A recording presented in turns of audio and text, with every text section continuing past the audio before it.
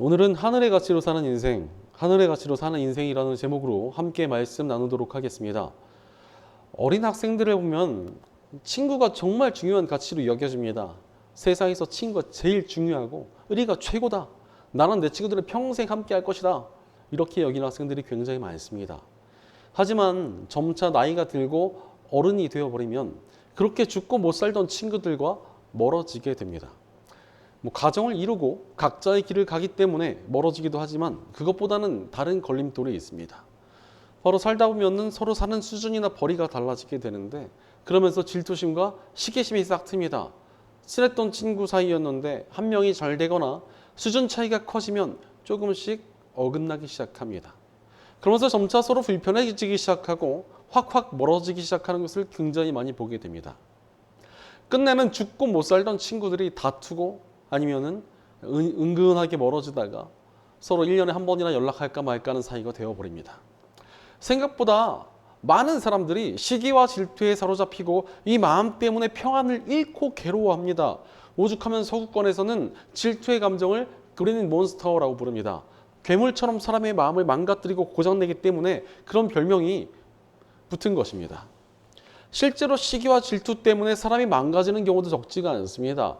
독일어 중에는 샤덴프로이데라는 말이 있습니다. 남의 불행을 은근하게 즐기는 마음이란 뜻입니다. 인간의 감정에 대한 대단한 통찰력이 담긴 말이지 않습니까?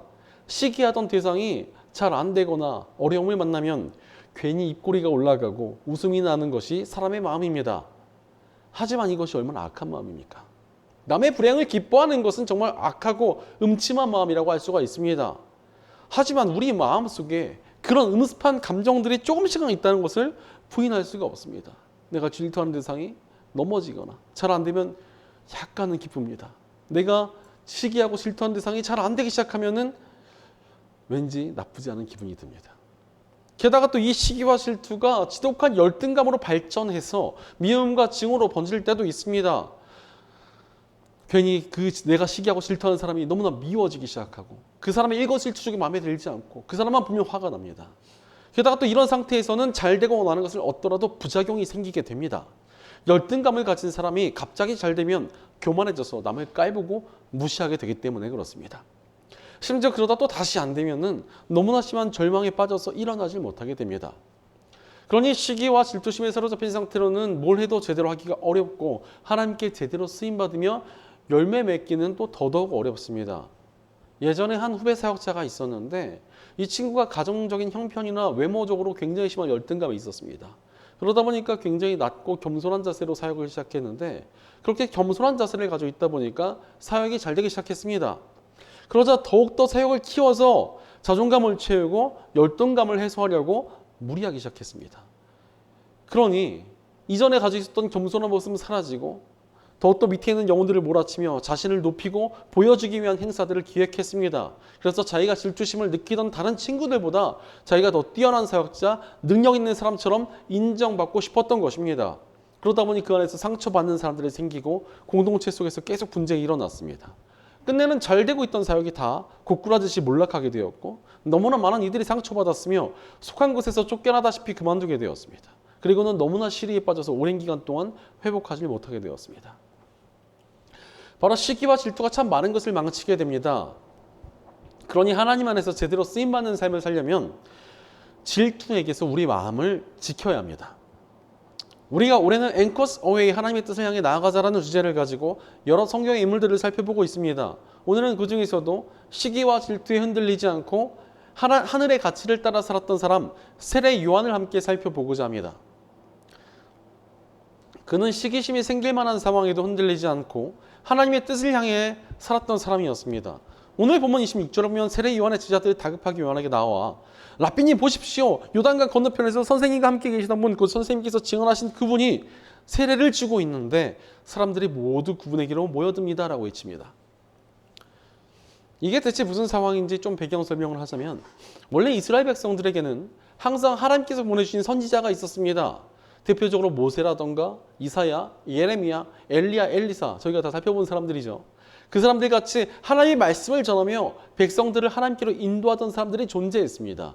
특히 이스라엘 백성들이 고난을 당하고 어려움을 겪으면 반드시 선지자가 와서 말씀을 선포하고 그 말씀대로 살기 시작하면 기적적으로 이스라엘이 구원받는 역사들이 나타났습니다. 그런데 이스라엘이 반복적으로 불순종을 하고 하나님의 뜻을 떠나버리니까 하나님께서 400년간이나 선지자들을 보내주지 않으십니다. 심지어 이스라엘 백성들이 너무나 고통받는 시기였는데도 불구하고 하나님께서는 더 이상 말씀을 하지 않으셨습니다. 그러다가 드디어 400년 만에 하나님께서 선지자를 보내주셨는데 그가 바로 세례 요한입니다. 세례 요한은 구약시대를 마무리하고 신약시대를 연 인물이었으며 이제 곧 오실 예수님의 오심을 예고하며 회개를 선포하고 세례를 주는 사역을 했습니다. 그러니 많은 사람들이 요한을 따르고 그의 제자가 되길 원했습니다. 그런데 이제 요한이 예고했던 그분, 바로 예수님께서 등장하셔서 사역을 시작하시게 되었습니다.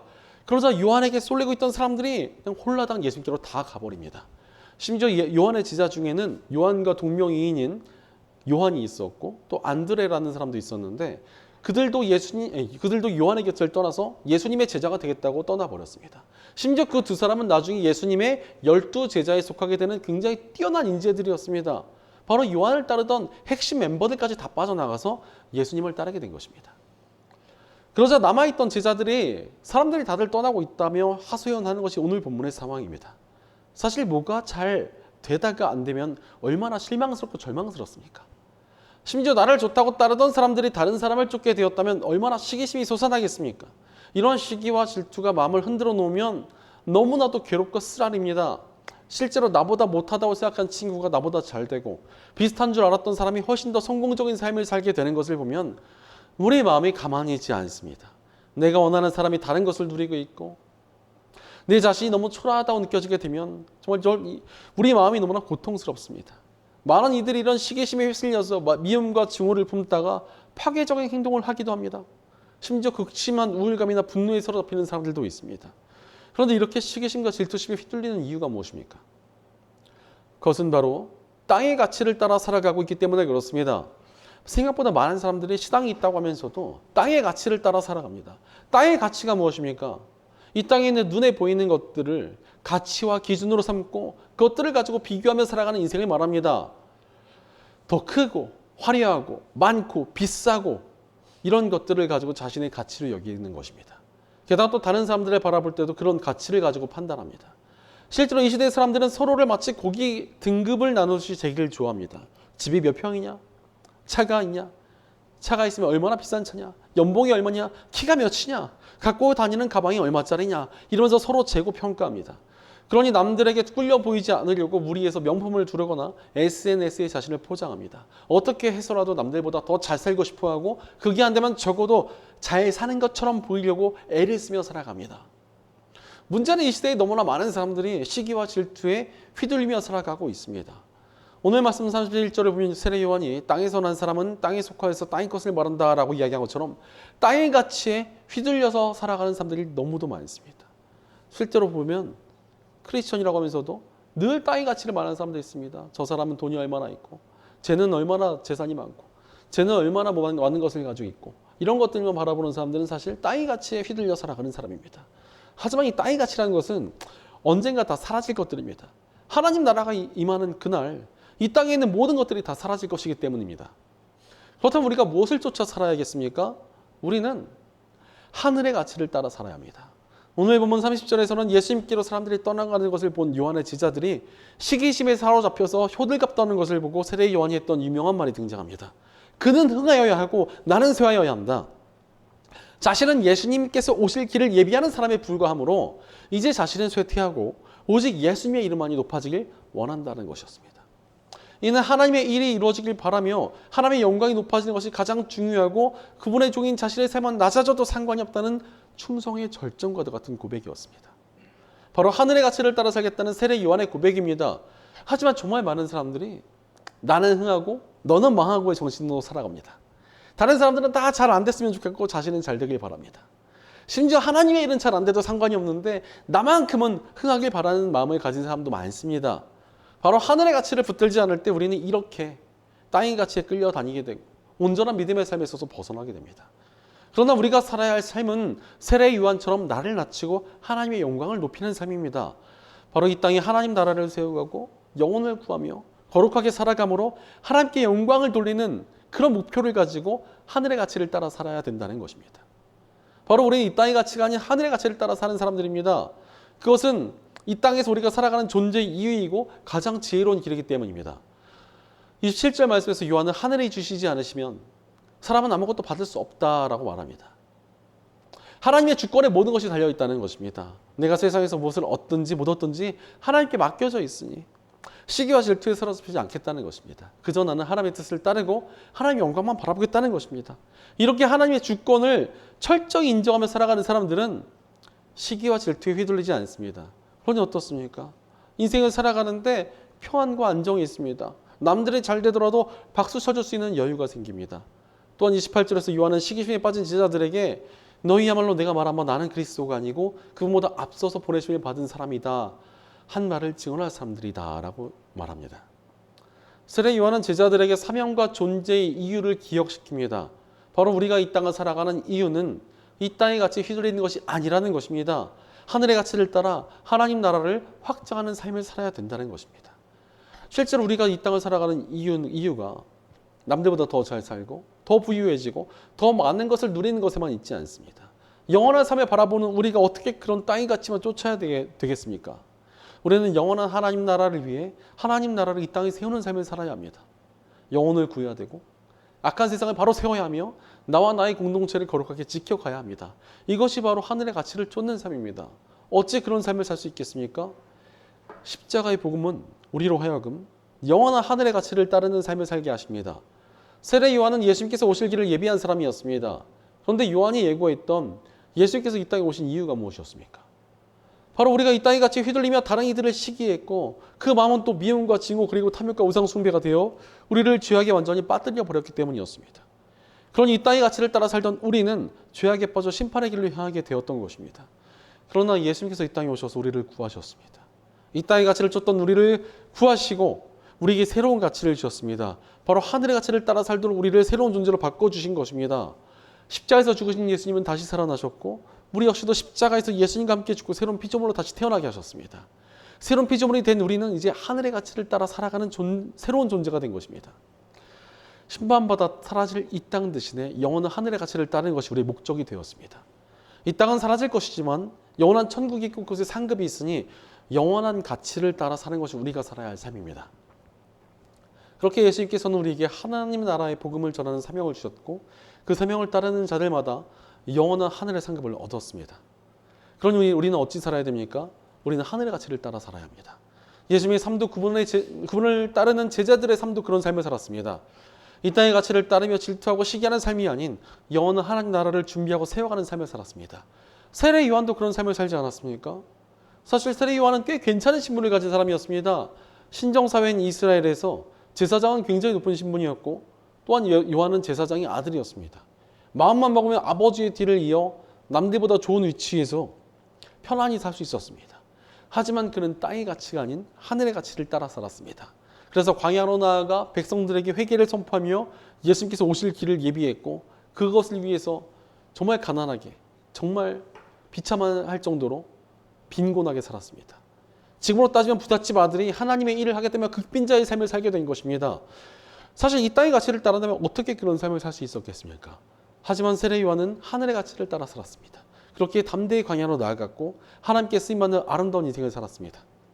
우리 역시도 하늘의 가치를 따라 살아야 합니다. 그때 우리에게 완전히 다른 삶이 열려집니다. 이 땅의 가치를 따를 때와는 전혀 다른 하늘 백성의 삶을 살아갈 수 있게 된다는 것입니다. 그렇다면 하늘의 가치를 따라 살아가는 하늘 백성의 삶은 대체 뭐가 다릅니까?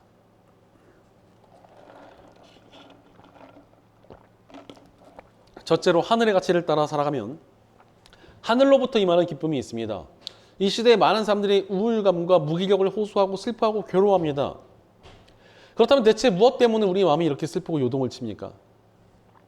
바로 삶에서 문제를 만나고 어려움을 겪고 인생의 길이 잘 풀리지 않을 때 괴롭고 슬프고 외롭습니다. 심지어 남들과 비교해서 나의 신세가 더욱 처량하다면 내 마음이 너무나 괴로워집니다. 그러나 하늘의 가치를 따르는 하나님 백성들의 삶은 어떻습니까? 그들에게 기쁨이 있습니다. 오늘 보면 29절을 보면 신부를 차지하는 사람은 신랑이다. 신랑의 신부는 신랑이 오는 소리를 들으려고 서 있다가 신랑의 음성을 들으면 크게 기뻐한다. 나는 이런 기쁨으로 가득 차 있다라고 말씀하십니다. 세례 요한은 지금 예수님께서 오셔서 자신의 제자들이 다 그쪽으로 가더라도 자기는 예수님을 위해서 이 땅에 있으니, 하나님 나라를 위해서 이 땅에 있으니 하나님 나라가 잘 되는 것을 보고 너무나 기쁘다는 것입니다. 결혼식에 참석하여 친구의 결혼을 보는 그런 친구의 마음으로 지금 너무나 기뻐하고 있다는 것입니다. 그렇기 때문에 자신의 해왔던 사역이 무너지고 자신을 따르던 사람들이 떠나가고 있지만 그럼에도 기쁘다고 고백한 것입니다. 자신의 인생이 잘 되지 않고 실망스러운 상황이어도 그의 마음속에 기쁨이 있었습니다. 바로 예수님께서 오셨기에 그 마음에 기쁨이 있었던 것입니다. 사실 우리에게도 이러한 기쁨이 회복될 수 있습니다. 세상에서 어렵고 힘들고 실패와 좌절이 있더라도 우리를 구원하신 예수님께서 계심으로 우리에게는 기뻐할 수 있기 때문입니다. 우리는 세상에 속해 살아가지만 세상에 속하지 않는 삶을 사는 사람들입니다. 우리는 이 땅을 살아가지만 우리가 목표로 하고 있는 것은 예수님께서 오심으로 우리에게 주어진 하나님 나라이기 때문입니다. 이 땅에서 아무리 어렵고 힘들더라도 우리는 하나님 나라에 가게 될 것입니다.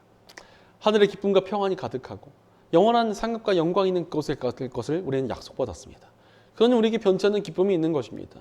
영원한 천국이 있기에 상황과 어려움이 우리의 기쁨을 빼앗아갈 수 없습니다. 그것을 더더욱 바라보고 있기 때문에 그 무엇도 우리의 기쁨을 빼앗아갈 수 없다는 것입니다.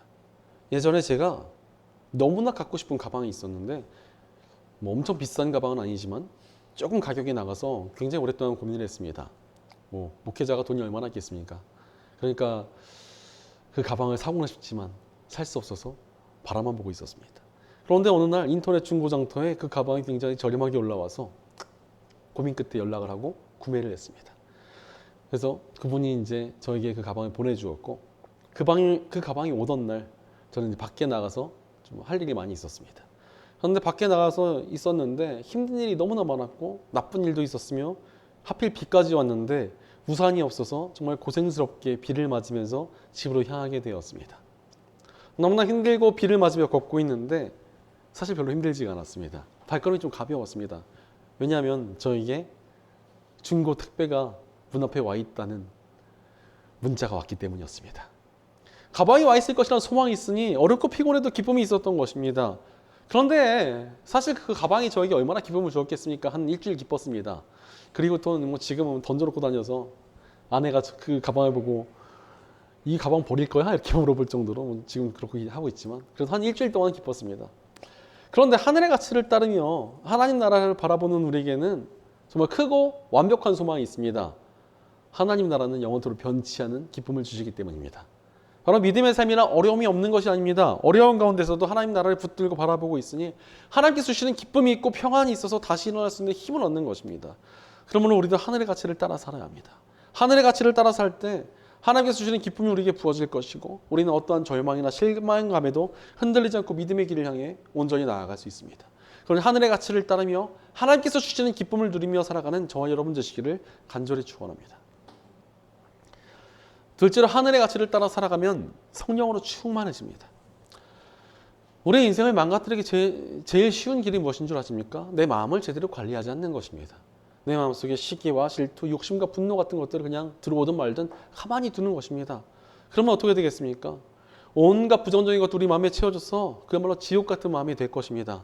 게다가 악한 마귀는 그런 부정적인 마음들을 먹잇감으로 여기고 있으니까 정말 바퀴벌레가 가득한 더러운 집처럼 우리 마음이 악한 것들로 더욱더 채워질 것입니다.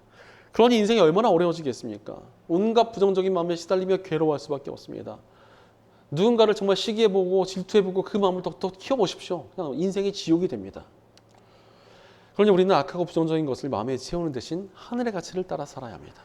또한 우리가 하늘의 가치를 따라 살면 우리 안에 변화가 일어나기 시작합니다.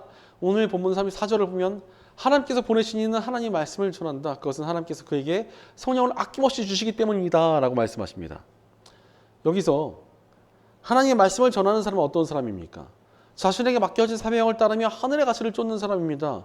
그런 사람에게 하나님께서 성령을 정말 아낌없이 부어주신다는 것입니다. 바로 하늘의 가치를 따라 살면 성령께서 우리 마음을 채워주십니다.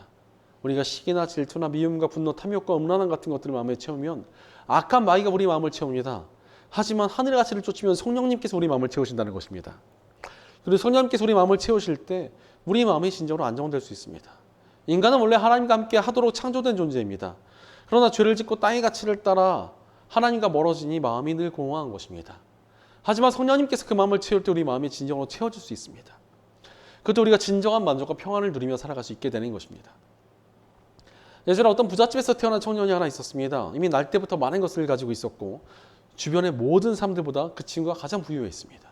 원하는 것은 뭐든지 살 수 있었으며 공부를 썩 잘하지 않았더니 집에서 또 유학도 보내주었습니다. 돈으로 별로 해결이 안 되는 문제가 없다는 걸 느끼고 살 정도로 정말 많은 것을 가진 청년이었습니다. 하지만 이 청년이 이렇게 돈이 많으면 행복해 보일 것 같았지만 전혀 안정적이지 못했습니다. 마음속에 불안이 있었고 공허함이 있었고 우울이 있었습니다. 그래서 우울증과 불안장애로 굉장히 오랫동안 괴로워했고 오랫동안 상담과 약물 치료를 받으면서 정신과를 다녔지만 전혀 호전되지 않았습니다. 그러다 이 청년이 하나님을 만나고 성령의 충만함을 경험하게 됩니다. 그러자 많은 것을 가지고도 공허하고 불안해했던 이 청년이 마음의 안정을 얻게 되었습니다. 그래서 이 청년이 젊은 시절에는 이 스트레스와 불안으로 정말 깡 마르고 굉장히 신경질적인 외모를 가지고 있었습니다. 하지만 성령님을 만나고 하나님 안에서 살아가자 완전히 변화가 되었습니다. 이제는 웃는 상에 정말 넉넉한 인상을 가진 집사님으로 변화가 되었습니다. 지금도 성령님 안에서 행복하고 기쁘다며 자신이 가진 것들을 나누고 섬기며 하나님의 일을 잘 감당하는 일상을 살아내고 있습니다. 바로 하늘의 가치를 따라 살아가는 삶에 참된 평안과 행복이 있습니다. 그러므로 우리는 하늘의 가치를 따라 살아야 합니다. 하늘의 가치를 따라 살 때 성령님께서 우리 마음을 채워주실 것이고 우리는 진정한 평안과 행복을 누리며 믿음의 길을 향해 온전히 나아갈 수 있습니다. 그러니 하늘의 가치를 따르며 성령의 충만함을 누리고 살아가는 저 여러분 되시기를 간절히 축원합니다. 셋째로 하늘의 가치를 따라 살아가면 하나님의 참되심이 깨달아집니다. 하늘의 가치를 따라 살아간다는 것은 어찌 보면 세상과 너무나 다르고 반대되는 길처럼 보일 때도 있습니다. 땅의 가치는 물질적인 것이나 크기나 부유함이 아니라 하나님께서 기뻐하시는 삶을 살며 하나님 나라를 확장하며 살아간다는 것이 어찌 보면 세상과 너무 다른 길이기 때문에 그렇습니다. 그래서 과연 이것이 맞나 싶을 때도 분명히 생길 수 있습니다. 하지만 끝까지 하늘의 가치를 따라 살아가다 보면 우리에게 깨달아지는 것이 있습니다. 바로 하나님께서는 진실하신 분이시며 그 길을 따르는 것이 진리라는 사실입니다. 오늘 본문 33절을 보면 그의 증언을 받아들인 사람은 하나님의 참되심을 인정한 것이다 라고 말씀하십니다. 예수님의 말씀을 따라 사는 사람은 하나님의 참되심을 인정한 사람이기 때문입니다. 바로 하늘의 가치를 따르다 보면은 하나님의 참되심이 정말 깊이 와닿고 깨달아지게 되기 마련입니다. 그러니 점점 담대함이 생기게 됩니다. 사실 세상의 사람들이 왜 많이 흔들리고 불안해합니까? 자신의 길에 확신이 없기 때문에 그렇습니다. 그러나 하나님의 길을 따르는 사람들에게는 담대함이 싹 트게 됩니다. 하늘의 가치를 따라 살아갈 때 하나님의 선하신 것이 사람이 체험되니 더욱더 담대해질 수밖에 없는 것입니다. 제가 고등학교 때 선생님이 해주신 이야기가 있습니다. 이 선생님이 결혼하실 때 돈이 부족하셔가지고 결혼 반지로 아내에게 도금된 반지를 남대문에서 사서 진짜인 것 좀 속여가지고 선물로 주셨다는 것입니다. 그래서 이게 들킬까봐 항상 불안하고 두려워하셨다는 것입니다. 그러다가 IMF 때 경제 위기가 왔고 이 아내분이 정말 가정에 돈이 너무 없으니까 이 반지라도 팔아야겠다라고 그것을 팔러 가셨습니다. 그러다가 도금인 것이 들키게 되었고 정말 그 아내분이 머리끝까지 화가 나서 집에 와서 크게 화를 내셨다는 것입니다. 도금된 반지를 집어던지면서 화를 내셔서 정말 고개를 못 들 정도로 수치를 크게 당하셨다고 합니다.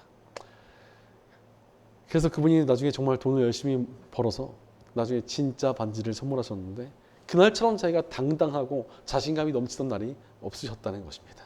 그러면서 너희는 가짜 말고 늘 진짜를 따르는 삶을 살아라 이렇게 말씀해 주셨습니다.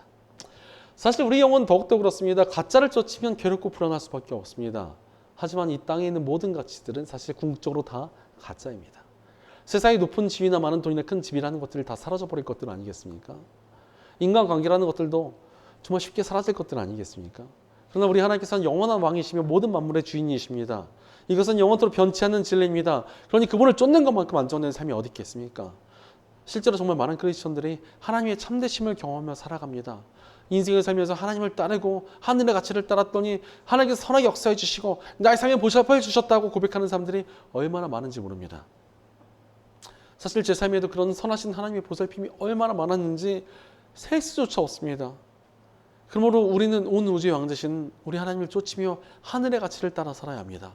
하늘의 가치를 따라 살 때 하나님의 진실하심이 더욱더 깊이 깨달아질 것이고 우리 마음이 담대해지며 믿음의 길을 향해 온전히 나아갈 수 있게 될 것입니다. 그러니 하늘의 가치를 따르며 진실하신 하나님을 경험하고 살아가는 저 여러분 되시기를 간절히 축원합니다. 사랑하는 여러분, 하늘의 가치를 따라 살아가고 계십니까? 하늘의 가치를 따라 살아가는 것만큼 지혜로운 길이 없습니다. 우리가 하늘의 가치를 쫓지 않으면 우리는 땅의 가치에 휩쓸려서 시기와 질투와 탐욕에 시달리는 인생을 살게 될 것입니다.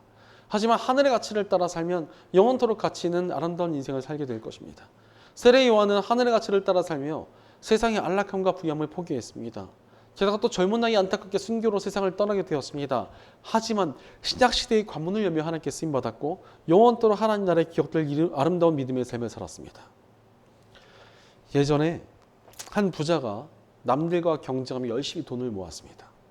노력 끝에 주변에 있는 모든 사람들 중에 자신이 가장 큰 부자가 되었으나 이제 세상을 떠날 만큼 나이가 많이 들게 되었고 그의 마음이 너무나 괴로워졌습니다. 이 모든 재산을 다 놓고 가는 것이 너무나 고통스러웠던 것입니다. 그래서 제발 천국에 이 모든 재산을 가지고 갈 수 있게 해달라며 기도하고 또 기도했습니다. 그러던 중 천사가 나타나 들고 갈 수 있을 만큼의 재산은 허락해 주겠다라는 응답을 전해 주었습니다. 그러자 그 부자는 기뻐하며 마지막 남은 기력에 있어서 모든 재산을 다 황금으로 바꾼 후 이 모든 황금을 나와 함께 묻어달라라는 유언을 남기고 죽게 되었습니다. 그 부자는 그 황금을 잔뜩 등에 지고 낑낑거리면서 천국에 들어갔습니다. 그러자 천국에 있던 사람들이 그 부자를 보고 환영합니다. 그런데 당신은 무엇을 그렇게 싸들고 왔습니까? 라고 물었습니다.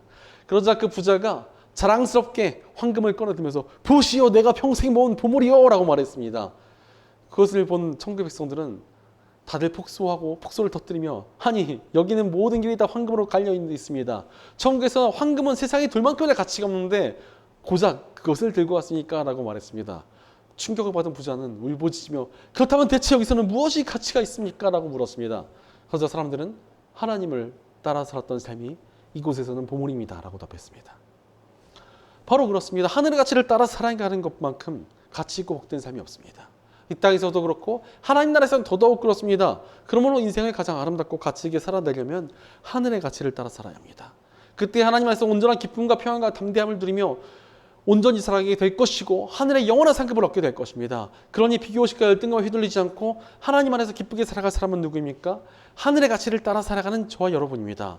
영혼을 구하고 교회를 회복하며 영원한 하늘의 상급을 쌓을 사람은 누구입니까? 하늘의 가치를 쫓으며 성령의 충만함을 얻고 쓰임받는 저와 여러분입니다. 하나님의 손길 안에서 온전하고 평안한 인생을 살아갈 사람은 누구입니까? 하늘의 가치를 따르며 하나님의 참되심을 깨닫고 담대히 살아가는 저와 여러분입니다. 하늘의 가치를 따르며 이 땅에서나 저 하늘에서나 아름답고 온전히 세워진 인생을 살아가는 복된 저와 여러분 되시기를 주의 이름으로 간절히 축원합니다. 기도하겠습니다. 땅의 가치를 쫓으며 고통받던 우리를 구해주신 아버지 하나님 감사합니다. 하나님께서 우리를 구원해 주시고 인도해 주셨어. 가장 좋은 하늘의 가치를 따르게 하셨는데도 불구하고 헛된 땅의 가치를 쫓으며 아웅다웅 살지 않았는지 우리의 삶을 돌이켜봅니다. 그러나 이제 우리가 하늘의 가치를 따라 살기 원합니다. 하나님 나라와 하나님의 영광을 위하여 살아가는 저희가 되게 하여 주시옵소서. 하늘의 가치를 따르며 살아갈 때에 우리에게 하늘의 기쁨을 맛보게 하시고 성령으로 충만해져서 담대하고 능력 있게 쓰임받도록 도와주시옵소서. 하나님의 참되심을 신뢰하며 더욱 용기 있게 하늘의 가치를 따라 살게 하여 주시옵소서. 이 땅에 헛된 가치에 휘둘리는 인생이 아닌 하늘의 가치를 따르는 하늘의 백성의 삶을 살도록 우리를 붙잡아 주옵소서. 우리 공동체 가운데도 함께 해 주셔서 우리가 함께 하늘의 가치를 따르며 하나님 나라를 예배하는 아름다운 하나님의 공동체가 되게 하여 주옵소서. 언제나 우리와 함께 하시며 바른 길로 이끄시는 우리 주 예수님의 이름으로 기도드리옵나이다. 아멘.